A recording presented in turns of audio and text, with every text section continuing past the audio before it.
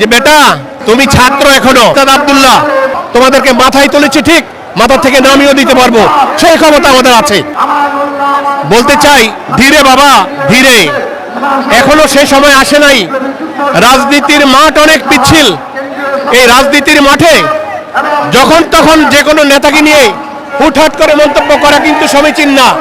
তোমরা বিশ্ববিদ্যালয়ের ছাত্র, তোমাদের কাছে আমরা গঠনমূলক সমালোচনা আশা করি, তোমাদের কাছে আমরা ভদ্রতা শিষ্টাচার কামনা করি।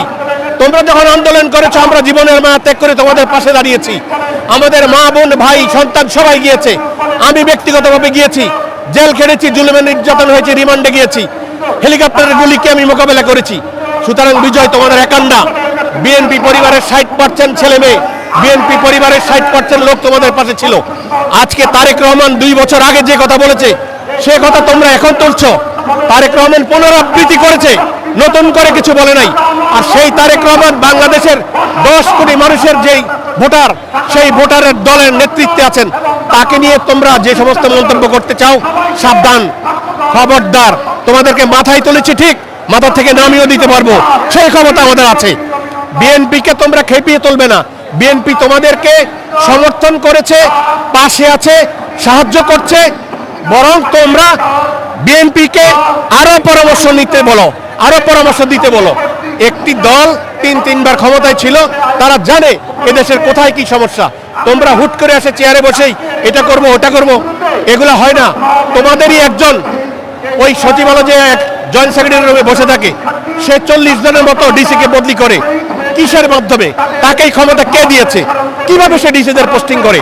আওয়ামী লীগের লেসপেন্সার যারা খুনি, যারা এই দেশের লুটতরাজের সাথে জড়িত ছিল, তাদেরকে কিভাবে সে পোস্টিং করে? তোমরা সেগুলো দেখো। ত্রাণের খাদ্য তোমাদের বিশ্ববিদ্যালয়ের মাঠে পড়ে থাকে, সেগুলো দেখো। ত্রাণগুলো মানুষের গোড়ায় পৌঁছে দাও। লক্ষ্মীপুরে এখনো বন্যা, লক্ষ্মীপুরে যাও, সেখানে ত্রাণ ব্যানবাসী মানুষের পাশে দাঁড়াও। সুতরাং কথা বলার আগে সাবধান।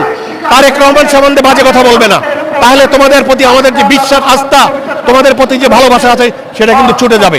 আমরা কিন্তু বেঁকে যাব, আমরা তোমাদের বিরুদ্ধাচরণ করব। সুতরাং সাবধান, ধীরে চলো, আস্তে চলো,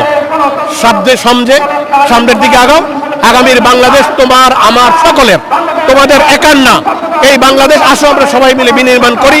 গণতান্ত্রিক বাংলাদেশ, আইনের শাসন, ন্যায় বিচারের বাংলাদেশ, সকলের জন্য বাংলাদেশ, একটি নতুন বাংলাদেশ, যে বাংলাদেশ একটি বিপ্লবের মাধ্যমে অর্জিত হয়েছে। সেই বাংলাদেশ যেন আমরা সফলতা দেখাতে পারি। আসো সেই কাজ করি, সবাই মিলে সেই কাজ করি।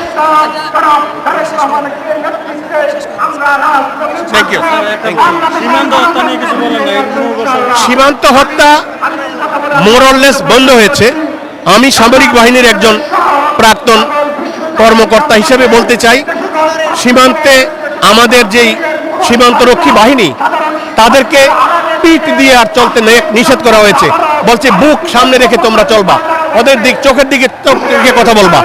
ওরা যদি কোনো অন্যায় করে সেটার প্রতিবাদ করবা, ওরা কোনো দখল করতে চাইলে সেটা বাধা দিবা, ওরা কোনো রাস্তা তৈরি করতে গেলে, তার কাটা বেড়া দিতে গেলে যেটা ন্যায্য সেটা মেনে নিবা, বাকিটার প্রতিবাদ করবা। সুতরাং সীমান্ত হত্যা আমি মনে করি বন্ধ না করলে আমরা পাল্টা আঘাত করবো। আমাদের একটা বলে তাদের 3টা মারবো, বাস, এটাই ইকুয়েশন। আমরা রৌমারিতে, আমরা পদুয়ায় তাদেরকে যেভাবে পরাস্ত করেছি, আগামী দিনগুলো তো একইভাবে তাদেরকে আমরা পরাস্ত করবো।